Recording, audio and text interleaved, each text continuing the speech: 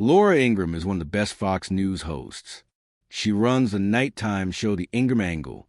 She is a well-known author, political commentator, and American TV host on the right. Along with her strange job, she has an interesting personal life. There is no record of her getting married. She has only foster children. Let's meet Laura Ingraham's kids and talk about the fact that she is not married. Maria from Guatemala. The first person we should talk about is Laura Ingraham's oldest daughter, Maria Caroline Ingraham, who has become an example of independence. Their story began in a simple house in Guatemala. It has grown into a story of strength, love, and purpose since then. Maria was born in Guatemala on May 11th, 2005. She had a hard childhood because she was left alone. When she was 3 years old, Laura Ingraham, who was already famous in the right circles, came to take her home. After that, her life would never be the same. Ingraham says that her trip to Guatemala was one of the most important events in her life. When she saw Maria for the first time, she was only 3 years old and not very big, to an orphanage with a small plastic bag that held everything she owned. For her, the adoption was more than just an adoption.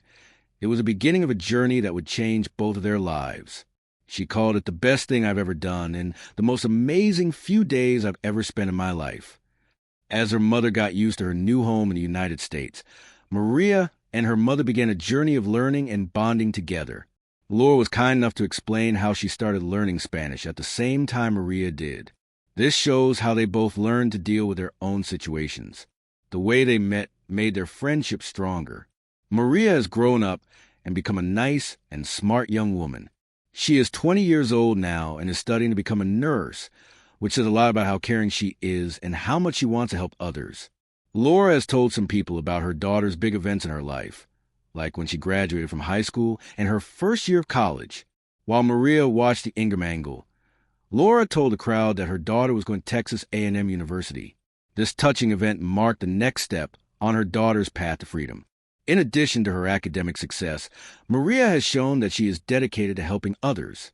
She has helped out with youth gymnastics and dancing programs as a volunteer, giving advice and inspiration with the same kindness that made her own story unique. As a mother, Laura Ingraham shows a more vulnerable and personal side than when she is on TV, where she is known for having strong views and being tough. Her friendship with Maria shows that she thinks family is more than just blood ties, since she often says that her children are her best blessing. Laura and Maria have built a life based on thanks and personal growth through faith, love, and hard work. After a few years, Laura brought her second child from Russia into her family, Michael from the USSR. Michael Dmitry Ingraham is the first of Laura Ingraham's 2 children and her second adopted child. She really cares about him. Michael came into the world on June 1st, 2008. His story is about love and determination, going beyond national borders and political turmoil. When Laura first tried to adopt him, he was only 13 months old. As a little kid, he had no idea how long the trip would be. On the other hand, Ingraham wanted a second child. She already had a child named Maria, who she got from Guatemala. It wasn't as easy as it looked to get Michael back home. As tensions between the U.S. and Russia grew over time, it became a lot harder to adopt from other countries. She had to deal with a lot of problems, such as long wait times, problems with planning, and political red tape. She didn't change her plan or her promise, though. During an interview, she talked about how upset she was to see kids fighting abroad. Children should never be used as a trading chip by one country against another. As she put it, adoption should always be about the kids and what's best for them. These are not goods. Ingraham said it was one of the most emotional times of her life when the adoption was finally accepted. She went to Russia to meet her son for the first time. In him, she saw the same sense of purpose and hope that had drawn her to becoming a parent years before. As soon as she held him, she felt a rush of love.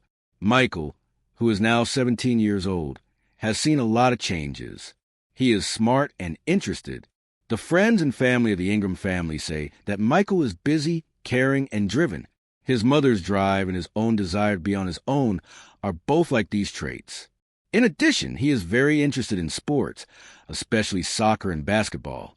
Because he is friendly, he often takes part in school and neighborhood events. Laura talks about her child in a caring and admiring way most of the time. She keeps a lot of his life secret so that he doesn't get too much attention from the media. The woman called Michael the heartbeat of our home and said that he had made their home more balanced and happy. After that, she went back to Russia with Nikolai, her third child. Nikolai is a Russian name. Nicholas Peter Ingram is the third kid. He moved from Moscow, where it snowed, to Laura Ingram's house in the United States. Along the way, he learns how to fit in with his loving, multiracial family, shows quiet bravery, and starts some surprising new things. Born in 2010 Nicole was about a year old when Laura Ingram took him in as her own kid in Russia in 2011. After she made a choice, a new part of her life will begin. Sarah took Nikolai home for the first time. His brother and sister were adopted from Russia and Guatemala, respectively. He was the third kid to be adopted in the last 3 years. Nikolai added to the family's wide range of cultural backgrounds. He was born in Russia and was the youngest of 3 kids. He was getting used to the sounds and rhythms of America and the house that his single mother had worked so hard to build. Nicholas will be 15 years old in 2025. He is still looking around and is old enough to think about things. They only know that he likes swimming because his mother keeps him away from other people. Nikolai has been kept away from other people, which has given him a safe place to grow and pursue his own hobbies. Even though she's never been married, Laura Ingram is a single mom to 3 kids. She doesn't seem as interested in getting married as some Republicans do, even though she's been in several relationships and was engaged once. Participation and making links. Laura Ingram's private life will always be private, even though it has been in the public eye for a while. In spite of this, she has been seen on a few public dates, but none of them ended in marriage. The most important relationship she has been in is her wedding in 2005. In the early 1980s, when Ingram was at Dartmouth College, she met Dinesh D'Souza, a right-wing reviewer at the Dartmouth Review. Because they were both interested in politics and news, they became friends. There were rumors that they were going to get engaged, but neither of them admitted it. But their friendship lasted longer than their relationship. In a letter supporting D'Souza in court in 2014, Ingram called him one of the nicest people I have ever met. By April 2004, Ingram had said she was going to marry investor James V. Reyes. It was said that they had met on a blind date, so the proposal seemed like a fresh start for her. On the other hand, Ingram learned she had breast cancer and had surgery and other treatments while the wedding plans were being made. The news not only made her health worse, but also ended the marriage. Then she told everyone that there was no news of them getting back together and that the wedding had been canceled. Ingram has talked a lot about how being diagnosed with cancer and going through treatment changed her goals, her view on life, and her plans for the future. That's why the meeting in 2005 was so important. Along with being a turning point in her love life, it was also a turning point in her personal and family life. Over the years, Ingram has also been tied to other famous people, such as late-night talk show host Keith Olbermann and U.S. Senator Robert Torricelli. Even though there was no proof of any of those links, it was clear that Ingram's life had changed a lot by the time she adopted 3 kids, Maria from Guatemala in 2008 and Michael and Nikolai from Russia in the years that followed. Ingram says that traditional systems in the family are important. Also, she admitted that her personal life did not follow the typical path of getting married and having kids. Instead, she said that there are different kinds of families. As she takes care of her 3 kids, she thinks about her time with breast cancer and how being able to be on her own helped her get better. The story of breast cancer. In April 2005, before she even adopted her kids, Laura Ingram's life took a sudden and important change. A lump was found in her breast when she went in for a regular checkup.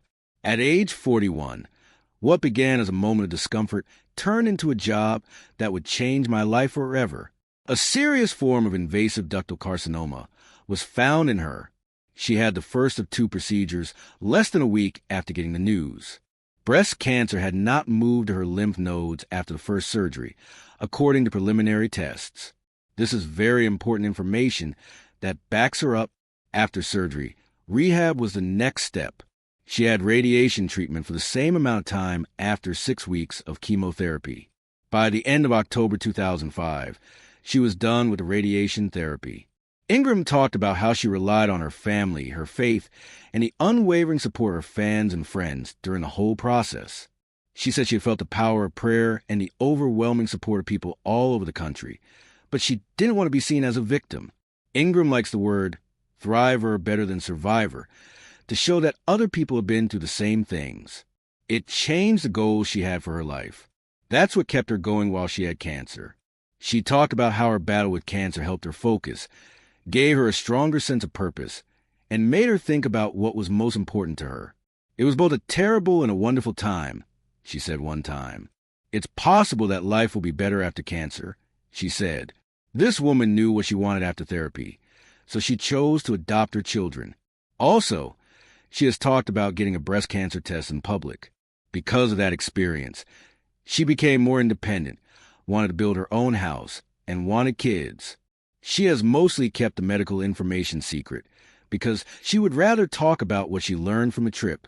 It was clear from what she said that she wanted to be known as the friend or mother who had breast cancer instead of the person who had it. After she got better, she chose to have a child and became well known as an advocate for adoption, bringing up the idea of apolitical adoption. Without a question, Laura Ingraham is a well-known conservative TV host. Still, supporting adoption is one of the most important things she does. She is a single mom to 3 adopted kids from other countries. She uses her fame to spread the idea that adoption should be driven by love and the desire to start a family, not by politics. When she tried to adopt a child from Russia, she learned how hard it was and how it changed the kid. She began by saying that adoption should be about the kids. Kids shouldn't be used as bargaining chips between countries. These are not goods. These words show how she feels about what she sees as basic injustice when bureaucratic problems or geopolitical games get in the way of international adoption. She knows how hard it can be because she has adopted kids from Russia and Guatemala. During her effort to bring attention to the harm caused by the Russian government's ban on American families adopting children, Ingraham helped start projects like the Adopt a New Attitude Project. People who were angry about politics shouldn't hurt the kids who were left behind for no reason of their own, she said. She has said that she doesn't like how one case of abuse by an adoptive parent can lead to broad limits that leave thousands of kids without loving families. To be honest, I find it interesting to see how Ingraham balances her personal duties with her public image.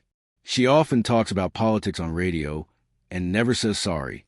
She makes a point of telling this cause apart from the usual things she says about adoption, though anyone, no matter what party they belong to, should be able to adopt a child. Orphanages and healing homes are for children, not to be used as bargaining chips in international talks. She used to say that it was cruel and self-serving to stop a child of any age from being adopted into a loving and safe home. She talked about how countries and adoption agencies tend to favor families with 2 parents, which makes it hard for single women to adopt children abroad. Ingraham says that she wants to give the children she adopted a safe, loving, and religious home life. It is well known that she talks about how she raises her kids and cares about them even more. Ideas about parenting. She may not be married, but you will be interested in how she raises her kids if you ever meet them. It brings together all of her religious beliefs, conservative ideals, and the realities of raising 3 adopted children from different countries. When she raises her kids, her main goal is to teach them the ideals of independence and responsibility. From what she has said in public, it is clear that she thinks kids do better when they know what is expected of them and can do things on their own while still following morals. She pretty much always says that kids should learn how to think critically and socially, not just what to think and how to act.